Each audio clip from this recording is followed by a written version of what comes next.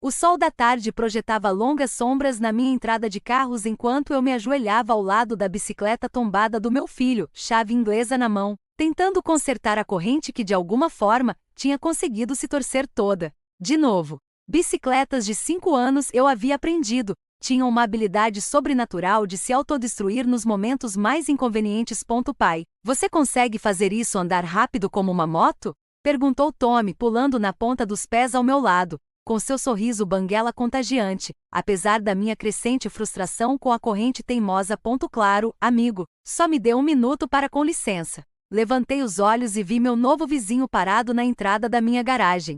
Frank Morrison, policial aposentado, perto dos 70 anos, com um rosto marcado pelo tempo que sugeria que ele tinha visto muita coisa durante sua carreira. Tínhamos nos mudado para Maple Grove 6 meses atrás, e Frank tinha sido educado, mas distante. O tipo de cara que cortava a grama exatamente às 7 da manhã todos os sábados e mantinha sua propriedade impecável.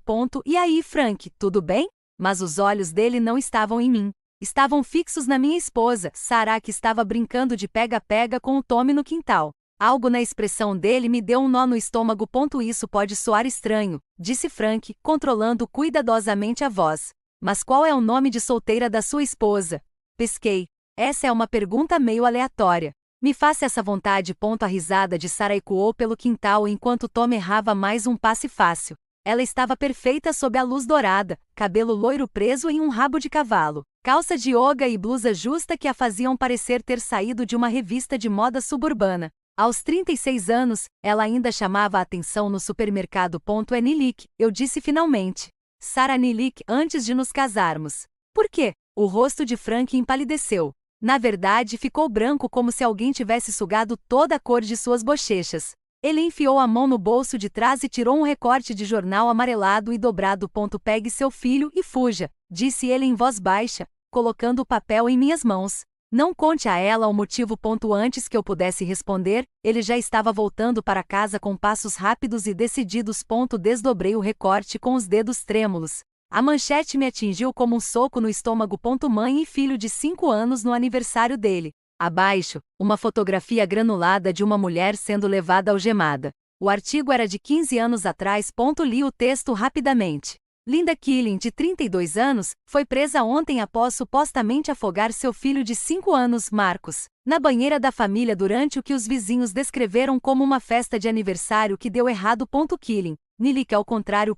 Ei, querida, o que é isso? Me virei e vi Sarah parada atrás de mim, com o rosto corado por ter brincado com Tommy. Ela estava olhando para o recorte de jornal em minhas mãos, e eu observei sua expressão mudar de curiosidade para algo que parecia reconhecimento, até chegar a um pânico mal disfarçado.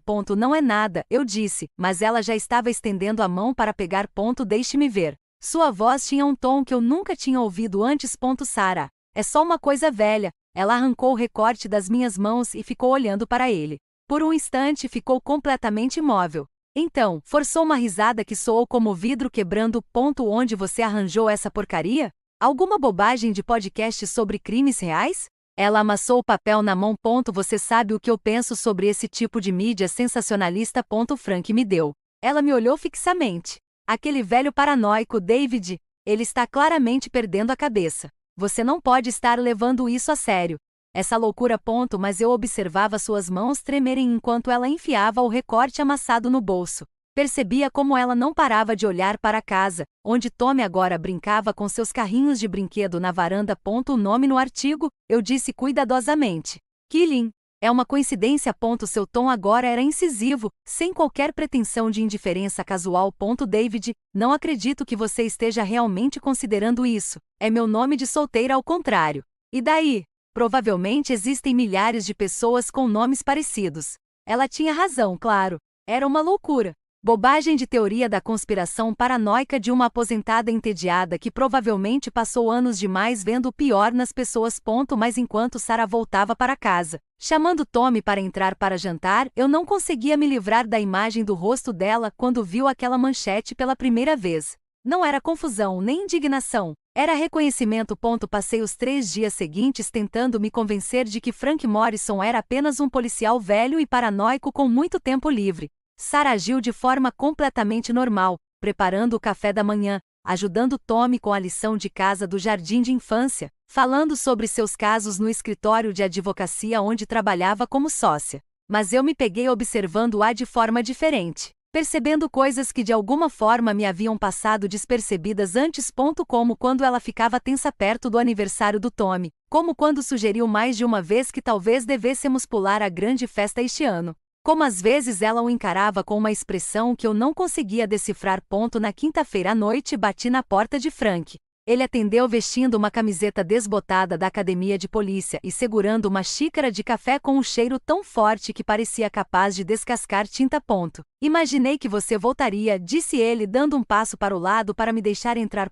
A casa de Frank era exatamente como eu esperava, organizada, minimalista com móveis que priorizavam a funcionalidade em detrimento do estilo. Mas o que me chamou a atenção foram os arquivos de metal enfileirados em uma parede da sala de estar e o mural coberto de recortes de jornal, fotografias e o que pareciam ser boletins de ocorrência. Você continuou trabalhando depois de se aposentar? Observei. Casos arquivados. É um hobby meu. Ele apontou para o quadro. A família da sua esposa está lá. Aproximei-me e senti meu sangue gelar. Havia 3 recortes de jornal, todos com mulheres diferentes com variações do mesmo nome: Linda Killing, Karen Milic, Susan Killingsworth. Todas haviam perdido seus filhos de 5 anos. Jesus Cristo, sussurrei. É um padrão, disse Frank com naturalidade. Vem de 3 gerações atrás. Sempre a mãe, sempre o menino de 5 anos, sempre no aniversário da criança, ou perto dessa data. Isso é uma loucura. Você está falando da minha esposa, a mãe do meu filho. Seu filho, que completa 5 anos no mês que vem. As palavras pairaram no ar entre nós como uma sentença de morte. Tem que haver uma explicação, eu disse. Mas minha voz soou fraca até para mim. Doenças mentais são hereditárias, com certeza, disse Frank, mas isso foi direcionado. Frank se serviu de outra xícara de café e não me ofereceu uma. Trabalhei na divisão de homicídios por 32 anos. A gente aprende a confiar em padrões, e esse padrão indica que seu rapaz está em perigo. Encarei o mural, tentando processar o que estava vendo. Como você sequer soube que precisava investigar isso? Sua esposa não é tão cuidadosa quanto pensa. Eu a vi jogando fora correspondências algumas semanas atrás, cartas endereçadas a Sarah Killing. Quando alguém usa o nome de solteira para se corresponder, está se escondendo do marido. Isso geralmente vale a pena investigar. Senti um frio na barriga. Que tipo de correspondência? Registros médicos de uma clínica psiquiátrica no interior do estado. O quarto começou a girar. Agarrei-me ao encosto do sofá de Frank para me firmar. Ela está recebendo tratamento. Sim. Os resumos de alta. Parece que ela recebeu alta há cerca de 8 meses. Bem na época em que vocês se mudaram para cá. 8 meses atrás. Nós nos mudamos para Maple Grove porque Sarah disse que queria um novo começo após sua promoção na empresa. Uma chance para Tommy crescer em um bairro seguro com boas escolas. Preciso ver essas cartas, eu disse. Frank balançou a cabeça. Já tentei. Ela é esperta. Queima tudo naquela fogueirazinha no seu quintal. Mas consegui informações suficientes com os endereços de retorno para fazer algumas ligações. Sua esposa ficou internada por 18 meses, após o que seus registros médicos descrevem como um surto psicótico com ideações violentas contra seu filho. Essas palavras me atingiram como golpes físicos. Isso não é possível. Ela nunca demonstrou nenhum sinal de, mas mesmo enquanto eu dizia isso, me lembrava de coisas, de como Sarah às vezes ficava com aquele olhar distante quando Tom estava particularmente barulhento ou enérgico, de como ela sugeriu que um internato poderia ser bom para o desenvolvimento dele quando ele tinha apenas 4 anos, de como ela nunca pareceu tão apegada a ele quanto outras mães eram aos seus filhos. David. A voz de Frank era suave, mas firme. Já vi isso antes. Não exatamente assim, mas bem parecido. Algumas pessoas são muito boas em esconder o que está quebrado dentro delas até que não esteja mais. Saí da casa do Frank com a sensação de estar atravessando um pesadelo. Mas em vez de ir para casa, fiquei sentada no meu carro no final do quarteirão e liguei para o escritório da Sarah. Morrison, Klein e Associados. Respondeu a recepcionista. Olá, aqui é David Shane, marido da Sarah. Estou tentando entrar em contato com ela, mas ela não atende o celular. Sr. Shane, me desculpe, mas Sarah saiu há cerca de 1 hora. Ela disse que tinha um jantar com um cliente. Jantar com o cliente? Sarah tinha me dito que estava trabalhando até tarde em um projeto e que pegaria algo no escritório. Fui até o estacionamento do escritório de advocacia dela. O BMW dela não estava mais lá. Nas 2 horas seguintes, rodei pela cidade procurando o carro dela, me sentindo um perseguidor, mas incapaz de me controlar. Finalmente, avistei o conhecido sedã prateado no Riverside Motel, um lugar decadente nos arredores da cidade que alugava quartos por hora. Estacionei do outro lado da rua e esperei. Às 9h30, Sarah saiu do quarto 237. Ela não estava sozinha. Daniel Rives, seu sócio no escritório de advocacia, a seguiu. Eles ficaram parados perto do carro dela por um instante, conversando em voz baixa. Então ele a beijou, não um beijo rápido e amigável na bochecha, mas o tipo de beijo que não deixava dúvidas sobre o que havia acontecido naquele quarto de motel.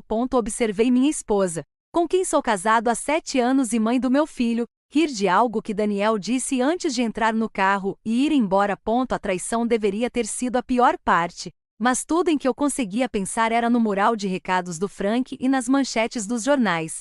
Se Sarah era capaz desse tipo de engano, o que mais ela estava escondendo? Naquela noite, não confrontei Sarah. Em vez disso, fiquei acordado ao lado dela, ouvindo sua respiração e me perguntando se a mulher com quem eu havia me casado realmente existira. De manhã, eu já tinha tomado uma decisão. Deixei o Tommy no jardim de infância e liguei para o trabalho dizendo que estava doente. Depois dirigi até a casa do Frank. Preciso da sua ajuda, eu disse quando ele abriu a porta. Ao longo da semana seguinte, Frank me ensinou coisas que não são abordadas em seminários corporativos de formação de equipes, como realizar vigilância sem ser notado, como instalar câmeras escondidas, como acessar registros públicos e bancos de dados médicos. A chave, explicou Frank enquanto estávamos sentados em sua sala de estar cercados por equipamentos de vigilância, é documentar tudo. Se as coisas derem errado, e podem dar, você precisa de provas que resistam a um julgamento. Começamos pelo carro da Sarah. O Frank me mostrou como instalar um rastreador GPS e um pequeno dispositivo de gravação embaixo do painel. Depois instalamos câmeras em nossa casa, escondidas em detectores de fumaça e porta-retratos, focadas nas áreas comuns onde a Sarah passava tempo com o Tommy. O que descobrimos nos dias seguintes me deixou horrorizada. Sarah levava uma vida dupla que ia muito além do caso com Daniel. Ela tomava remédios antipsicóticos, segundo os frascos que encontrei escondidos em seu escritório, mas apenas esporadicamente. Alguns dias ela os tomava, outros jogava no vaso sanitário. Nos dias em que não tomava os remédios, ela se comportava de forma diferente com Tommy, mais distante e mais irritável. Eu a observava pelas câmeras escondidas, via como ela o encarava com uma expressão quase calculista, e ela se encontrava com Daniel quase todos os dias, seja no motel ou no apartamento dele no centro da cidade. O rastreador GPS mostrou um padrão: reuniões de almoço que se estendiam por horas, jantares com clientes que terminavam na casa dele. Mas foram as gravações de áudio que revelaram a verdadeira dimensão do seu engano. Ele está ficando desconfiado, disse a voz de Sarah pelos alto-falantes de Frank. Baixa, mas clara. David tem feito perguntas sobre a minha família. E daí? Disse Daniel. Não é como se ele pudesse provar alguma coisa. Você não entende. Se ele começar a investigar meu histórico médico, então vamos acelerar o processo. O que você quer dizer? Quero dizer, vamos parar de esperar que você crie coragem. O aniversário do Tommy é daqui a 3 semanas. Depois disso, não vai importar o que o David suspeite. Senti a mão de Frank no meu ombro enquanto ouvia minha esposa e o amante dela discutirem a morte do meu filho como se fosse uma transação comercial. Só o dinheiro do seguro vale 2 milhões, continuou Daniel. Mais a sua herança do fundo da sua avó. Poderíamos desaparecer. Recomeçar em algum lugar novo. Tem que parecer natural, como um acidente. Deixe isso comigo. Eu já resolvi tudo. Frank interrompeu a gravação. Por agora, chega. Eu estava tremendo mesmo, como se estivesse com febre. Eles estão planejando acabar com meu filho por dinheiro. Dinheiro é parte disso, mas David, a voz de Frank era cautelosa. Acho que tem mais coisa acontecendo aqui. O histórico médico da sua esposa sugere que isso não se trata apenas de fraude contra o seguro. Ele estava certo, é claro. O padrão que Frank me mostrou, 3 gerações de mulheres matando seus filhos de 5 anos, não tinha a ver com dinheiro. Era algo muito mais sombrio. O que devemos fazer? Perguntei. Nós os detemos. Como? Se levarmos isso à polícia, o que teremos? Gravações que podem não ser admissíveis em tribunal. Uma teoria paranoica sobre violência intergeracional. Frank sorriu, e pela primeira vez desde que o conheci, não era uma expressão agradável. Quem falou em ir à polícia? O plano de Frank era elegante em sua simplicidade. Em vez de tentar convencer as autoridades de que minha esposa estava planejando assassinar nosso filho, faríamos com que ela e Daniel se destruíssem. O mais curioso sobre pessoas assim, explicou Frank, é que elas são fundamentalmente covardes. Elas conseguem planejar e conspirar em segredo, mas no momento em que são expostas, desmoronam. O primeiro passo foi isolar Sarah de sua rede de apoio. Daniel não era apenas seu amante. Ele era seu cúmplice e seu porto seguro emocional. Ao removê-lo da equação, Sarah ficaria vulnerável. Comecei pela esposa de Daniel. Mônica Reeves era cirurgiã pediátrica no hospital infantil, brilhante e bem-sucedida por mérito próprio. Ela e Daniel eram casados há 12 anos e tinham 2 filhas. De fora, pareciam o casal perfeito. Eu havia encontrado Mônica várias vezes em eventos sociais do escritório de advocacia. Ela era inteligente, engraçada e claramente não fazia ideia de que seu marido estava planejando assassinar uma criança para receber o dinheiro do seguro. Liguei para o escritório dela e pedi para nos encontrarmos para tomar um café. David, que surpresa agradável, disse Mônica ao chegar ao Starbucks no centro da cidade que eu havia sugerido. Como estão Sarah e Tommy? Na verdade, era sobre isso que eu queria conversar com você. Deslizei um envelope pardo pela mesa.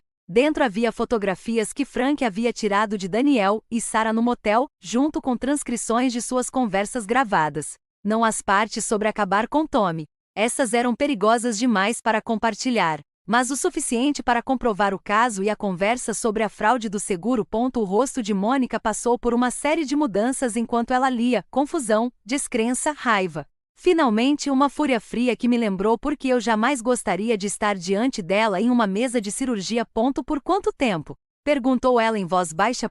Pelo menos 6 meses, provavelmente mais. Acenei com a cabeça na direção do envelope. Ela fechou a porta e olhou para mim com olhos que poderiam cortar vidro. O que você quer?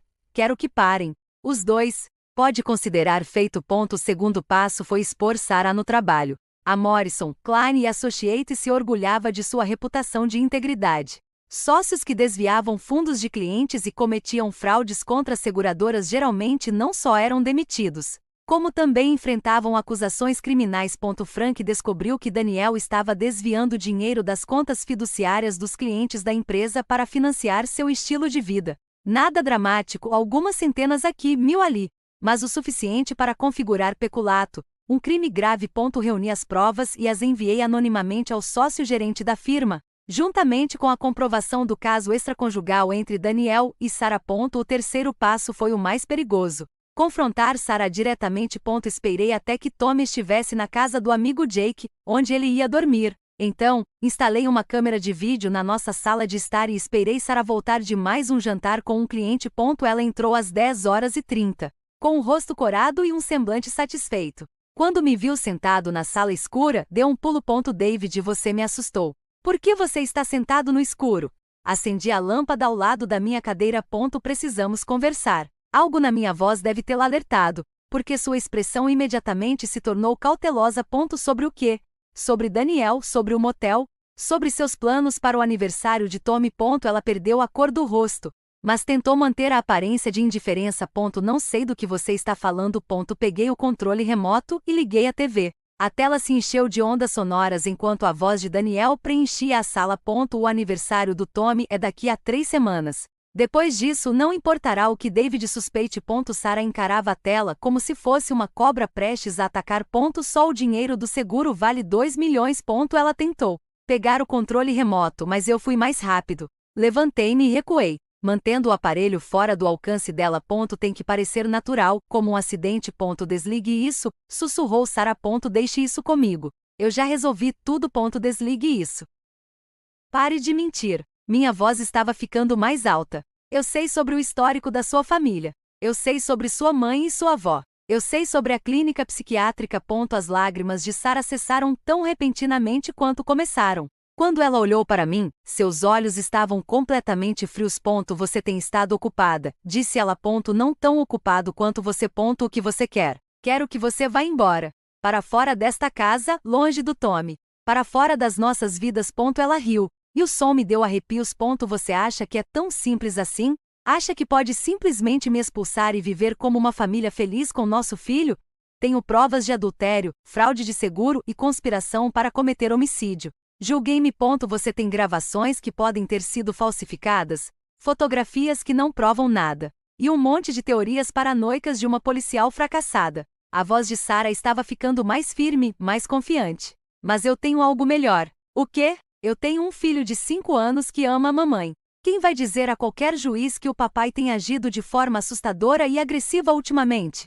Quem vai chorar e perguntar por que o papai está tentando tirá-lo de mim? A ameaça era clara. Mesmo que eu pudesse provar tudo o que suspeitava, uma batalha pela guarda seria longa e desagradável. E enquanto isso, Tommy ficaria sozinho com ela. Você está se esquecendo de algo, eu disse. O quê? A esposa de Daniel recebeu essas mesmas gravações hoje, junto com provas do desfalque dele.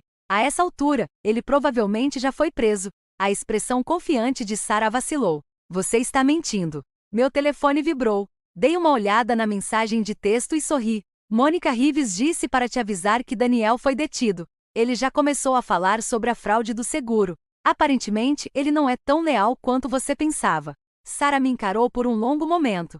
Então, começou a rir de novo, mas dessa vez a risada parecia quebrada. Você acha que venceu? Disse ela. Acha que salvou Tommy? Eu sei que salvei. Seu idiota. Você não tem ideia do que está enfrentando. Não se trata de dinheiro. Não se trata do Daniel. Trata-se do que eu sou, do que minha família é. Ela caminhou em direção à escada e eu me coloquei para bloquear seu caminho.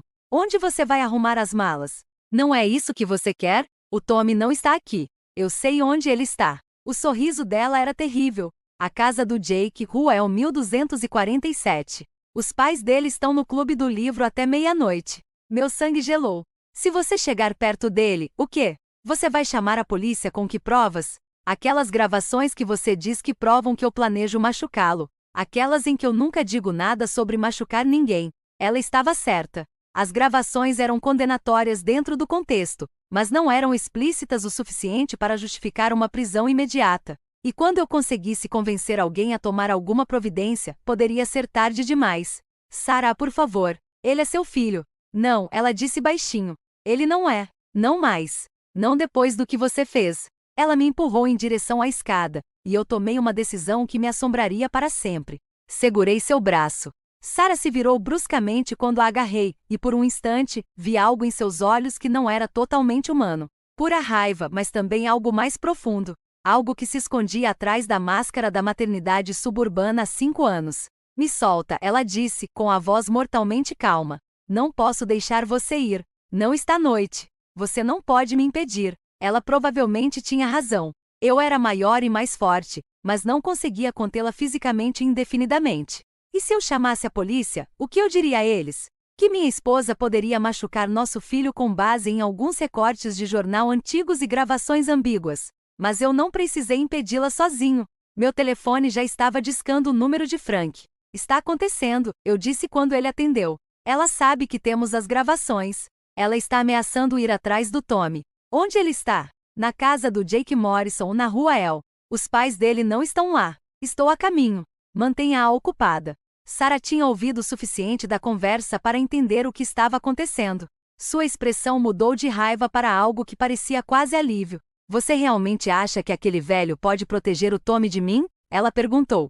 Acho que ele já lidou com gente como você antes. Gente como eu, ela riu. Você ainda não entende, não é? Você acha que isso é algum tipo de doença mental, algum desequilíbrio químico que pode ser resolvido com terapia e medicação, não é? Minha avó matou o filho dela em 1987. Minha mãe matou meu irmão em 2003. Não é loucura, David. É tradição. O jeito casual como ela disse isso me deu arrepios. Isso é uma loucura, não é? Por 3 gerações, as mulheres da minha família foram escolhidas, chamadas a fazer um sacrifício para impedir que algo muito pior acontecesse. O que poderia ser pior do que acabar com os filhos? O sorriso de Sarah era terrível. Você vai descobrir. Ela começou a caminhar em direção à porta, e eu me movi para bloquear seu caminho novamente. Desta vez, ela não tentou me empurrar. Em vez disso, tirou uma faca de cozinha da bolsa. Sarah, não faça isso. Eu tentei fazer isso silenciosamente sem dor. Um acidente que pareceria natural, mas você me forçou. A faca brilhava à luz do abajur. Era uma das nossas boas facas do conjunto que ganhamos de presente de casamento. Afiada o suficiente para cortar osso. Largue a faca. Eu não consigo. Você não entende o que acontece se eu não completar o ritual. As consequências? Não há ritual. Não há consequências. Você está doente, Sarah. Você precisa de ajuda. Eu precisava que você confiasse em mim, que me deixasse fazer o que precisava ser feito. Mas em vez disso você escolheu interferir. Ela avançou para cima de mim com a faca, e eu mal consegui segurar seu pulso. Lutamos pelo controle da lâmina, esbarrando em móveis e derrubando abajures. Sarah era mais forte do que eu esperava, impulsionada por qualquer delírio que tivesse tomado conta de sua mente. O sacrifício precisa ser feito. Ela ofegou enquanto lutávamos.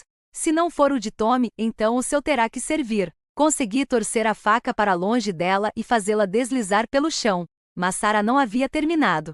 Ela pegou um vaso de vidro pesado da mesa de centro e o balançou em minha direção. Eu me abaixei, e o vaso se estilhaçou contra a parede atrás de mim. Sarah, pare! Essa não é você. Sim, é, ela gritou. Essa é quem eu sempre fui, quem eu nasci para ser. Ela veio para cima de mim novamente, desta vez com um caco de vidro. Segurei suas mãos, mas ela estava além da razão, além de qualquer semelhança com a mulher com quem eu havia me casado. As crianças têm que morrer, sussurrou ela, com o rosto a centímetros do meu. É o único jeito de manter a escuridão afastada. Minha avó entendeu. Minha mãe entendeu. Por que você não consegue? Porque não é real. Seja lá o que você pense que está impedindo, não é real, não é? As luzes se apagaram. Não apenas em nossa casa, mas em toda a vizinhança. Pelas janelas, pude ver que os postes de luz estavam apagados. As casas ao nosso redor engolidas por uma escuridão antinatural. Sarah parou de se debater e começou a rir. É tarde demais, disse ela. Você esperou demais. O ritual já deveria ter terminado. Um som ecoou pela escuridão. Algo que poderia ser vento, mas o vento geralmente não soa como gritos. O que está acontecendo? Sussurrei. A escuridão está voltando, disse Sarah. Aquilo que minha família vem escondendo há 3 gerações. E porque você me impediu de fazer o sacrifício, os gritos ficaram mais altos, mais próximos. Pela janela eu podia ver formas se movendo na escuridão, coisas que não eram exatamente humanas. Isso é impossível, eu disse. Mas minha voz soava fraca até para mim. É mesmo? Você viu o padrão. 3 gerações de mulheres acabando com seus filhos. Você realmente achou que era mera coincidência? Mera loucura? Meu telefone tocou. O número de Frank. David. Sua voz estava frenética. Tem alguma coisa errada aqui. A luz acabou, e tem coisas na escuridão. Coisas que não deveriam existir. Onde está Tommy? Seguro por enquanto, mas não sei por quanto tempo conseguiremos segurá-los. A ligação caiu. Sarah sorriu na escuridão. Ainda não é tarde demais. Eu ainda posso completar o ritual. A escuridão aceitará a essência de Tommy, mesmo que não seja no aniversário dele por cima do meu cadáver, se necessário. Ela tirou outra faca da bolsa, menor que a primeira, mas igualmente afiada. Onde ela estava escondendo todas essas ferramentas? O ritual exige a essência de um menino de 5 anos, disse ela, avançando em minha direção. Mas aceitará a essência do pai da criança como substituta. A escuridão não é seletiva. Recuei em direção à cozinha, procurando qualquer coisa que pudesse usar como ferramenta. Atrás de Sarah, através da janela da sala de estar, eu podia ver mais formas se movendo na noite antinatural. Mesmo que você me mate, eu disse, Frank não vai deixar você chegar perto de Tommy. Frank é um velho com uma ferramenta. Eu sou uma mãe com um dever sagrado. Ela se lançou sobre mim novamente, e desta vez eu estava preparada. Peguei a frigideira de ferro fundido do fogão e a balancei com toda a minha força. O impacto fez Sarah se chocar contra a ilha da cozinha. Ela ficou imóvel por um momento, e eu pensei que talvez a tivesse nocauteado. Então ela começou a mudar. Sua pele começou a escurecer, adquirindo uma aparência esculpida e machucada. Seus dedos se esticaram e se tornaram garras. Quando ela olhou para mim, seus olhos estavam completamente negros. Você deveria ter me deixado completar o ritual, ela disse. Mas sua voz estava diferente agora, mais grave, não totalmente humana. O que você é? Eu sou o que as mulheres da minha família se tornam quando o ritual falha. Eu sou o que acontece quando a escuridão tem permissão para tomar conta. Ela se levantou, e eu pude ver que agora estava mais alta, seus membros alongados e desproporcionais. Mas ainda não é tarde demais. Eu ainda posso fazer o sacrifício. Ainda posso salvar este mundo do que está por vir. Ela se moveu em minha direção com uma velocidade sobre-humana, mas eu já estava correndo para fora da cozinha, atravessando a sala de estar, em direção à porta da frente. A rua lá fora era um caos. As formas que eu tinha visto pela janela estavam por toda parte agora. Coisas que pareciam pessoas, mas se moviam de forma estranha. Seus membros dobrados em ângulos impossíveis. O som dos gritos vinha delas. Corri em direção ao meu carro, mas Sarah foi mais rápida. Ela me derrubou na entrada da garagem, suas garras arranhando minhas costas. A essência precisa ser derramada, ela sibilou no meu ouvido. Se não for por vontade própria, então a força. Rolei e a chutei com toda a minha força. Ela voou para trás, batendo na porta da garagem com um estalo horrível. Mas ela se levantou novamente. Seja lá o que ela tivesse se tornado, não era fácil detê-la. Cheguei ao meu carro e liguei o motor. No retrovisor, eu podia ver Sarah correndo atrás de mim, seus movimentos bruscos e antinaturais. O trajeto até a rua levou 3 minutos que pareceram 3 horas. Toda a vizinhança estava escura, cheio daquelas formas impossíveis. Algumas delas tentaram bloquear meu caminho, mas o carro passou direto por elas como se fossem feitas de fumaça. A caminhonete do Frank estava estacionada em frente à casa do Jake, e eu conseguia ver os clarões dos disparos vindos das janelas do andar de cima. Ele estava atirando em alguma coisa, mas eu não conseguia identificar o que. Corri até a porta da frente e a encontrei barricada. Frank, sou eu, David. A porta se abriu e Frank me puxou para dentro. Seu rosto estava sombrio, com a pistola da polícia na mão. Onde estão os garotos? Perguntei. No banheiro do andar de cima, trancados e seguros por enquanto. O que são aquelas coisas lá fora? Sei lá. Apareceram logo depois que a luz acabou. Estão tentando entrar, mas não conseguem cruzar a soleira. A Sarah está vindo. Ela mudou. Se transforma em outra coisa. Frank assentiu como se tudo fizesse perfeito sentido. O ritual. Quando falha, as mulheres da família dela se tornam receptáculos da escuridão que deveriam controlar. Você sabia disso? Suspeitava. O padrão era específico demais para ser natural. Mas eu esperava estar enganada. Um som vindo de fora nos fez congelar. Era a voz de Sarah, distorcida, desumana. David, eu sei que você está aí dentro. Traga-me o menino, e eu farei isso rapidinho. Nem pensar, murmurou Frank. Tem que haver um jeito de parar isso, eu disse. Complete o ritual. O quê? A escuridão precisa de essência. Essência de um menino de 5 anos, especificamente. É isso que a mantém contida. Não vou deixar você machucar meu filho. Não o tome. A expressão de Frank era sombria. Você não tem 5 anos. Não, mas eu já fui. E o ritual não especifica que a essência precisa ser fresca. Ele arregaçou a manga, revelando uma longa cicatriz no antebraço. Carrego essa escuridão há 70 anos, disse ele. Desde que minha mãe tentou completar o ritual e falhou, a cicatriz contém essência de quando eu tinha 5 anos. Essência que foi oferecida, mas nunca usada. Isso é insano.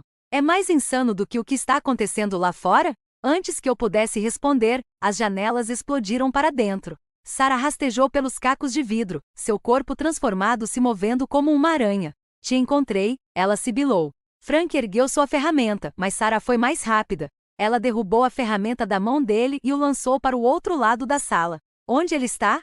Ela exigiu. Onde está meu filho? Ele não é mais seu filho, eu disse. Você abriu mão desse direito quando tentou acabar com ele. Eu estava tentando salvá-lo, salvar a todos nós. Ela se lançou sobre mim, mas desta vez eu estava preparado. Peguei a faca que ela havia deixado cair antes e a cravei em seu peito. Sarah olhou para a lâmina e depois para mim. Ela sorriu. Você não pode acabar com o que já está morto, disse ela. Então Frank estava atrás dela com o braço marcado por cicatrizes e gravemente ferido. Ele pressionou a ferida contra a carne transformada de Sarah, e ela começou a gritar. O som era ensurdecedor, desumano. Mas ao tocar a ferida de Frank, Sarah começou a voltar ao normal. Sua pele clareou, seus membros retornaram às proporções normais. Seus olhos se tornaram humanos novamente. Não, ela sussurrou. O ritual precisa ser concluído. Está concluído, disse Frank em voz baixa. O preço foi pago. A escuridão está contida. Lá fora, os gritos cessaram. As silhuetas distorcidas se dissolveram no nada, e os postes de luz voltaram a acender. Sarah desabou no chão, seu corpo retornando ao normal, embora sua respiração ainda fosse superficial e irregular. Tommy, ela sussurrou. Preciso ver o Tommy. Não, eu disse firmemente. Você nunca mais vai chegar perto dele. Por favor, eu ainda sou a mãe dele. Não, você não é. Ouvi passos na escada. Tommy apareceu na porta, o rosto banhado em lágrimas, mas ileso. Papai, o que aconteceu com a mamãe?